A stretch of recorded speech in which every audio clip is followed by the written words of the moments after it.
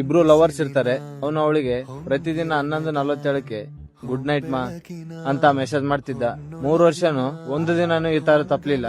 ಒಂದು ದಿನ ಅವ್ರಿಬ್ರು ಮಧ್ಯೆ ಜಗಳ ಆಗುತ್ತೆ. ಜಗಳ ಆಗಿ ಹುಡುಗಿ ನಿನ್ ಪ್ರೀತಿ ಸುಳ್ಳು ಹಂಗೆ ಹಿಂಗೆ ಅಂತ ಹೇಳ್ತಾಳೆ. ಆತರ ಹೇಳಿ ಅವ್ನ ನಂಬರ್ನ ಬ್ಲಾಕ್ ಮಾಡ್ತಾಳೆ.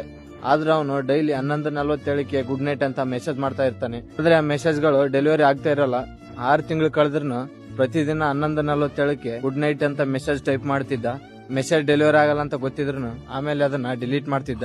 ಒಂದು ದಿನ ರಾತ್ರಿ ಅನ್ನೋನ್ ನಂಬರ್ ಇಂದ 10:40ಕ್ಕೆ ಫೋನ್ ಬರುತ್ತೆ ಅವನಿಗೆ. ಅವನು ಫೋನ್ ರಿಸೀವ್ ಮಾಡ್ತಾನೆ. ಆ ಕಡೆಯಿಂದ ಅಕ್ಕ ಕಳೆದ ವಾರನೇ ಆಕ್ಸಿಡೆಂಟ್ ಅಲ್ಲಿ ಸತ್ತೋದ್ಲು ಅಂತ ಹೇಳ್ತಾರೆ. ಅವಳ ಫೋನಿನಲ್ಲಿ ಕೊನೆಯದಾಗಿ ಓಪನ್ ಆಗಿದ್ದು ನಿನ್ನ ಮೆಸೇಜ್. ಪ್ರತಿದಿನ 10:47ಕ್ಕೆ ಅವಳು ಕಾಯ್ತಾ ಇದ್ಲಂತೆ ನೀನು ಮೆಸೇಜ್ ಮಾಡ್ತೀಯ ಅಂತ. ಬ್ಲಾಕ್ ಮಾಡಿದ್ದು ಕೋಪದಲ್ಲಿ ಅನ್ಬ್ಲಾಕ್ ಮಾಡ್ಬೇಕು ಅನ್ಕೊಂಡಿದ್ಲು, ಆದ್ರೆ ಸಮಯ ಸಿಗ್ಲಿಲ್ಲ ಅಂತ ಅವ್ರು ಹೇಳ್ತಾರೆ. ಅವತ್ತಿನಿಂದ ಅವನು ರಾತ್ರಿ 10:47ಕ್ಕೆ ಫೋನ್ ನೋಡಲ್ಲ. ಯಾಕಂದ್ರೆ ಈಗ ಅವಳೇ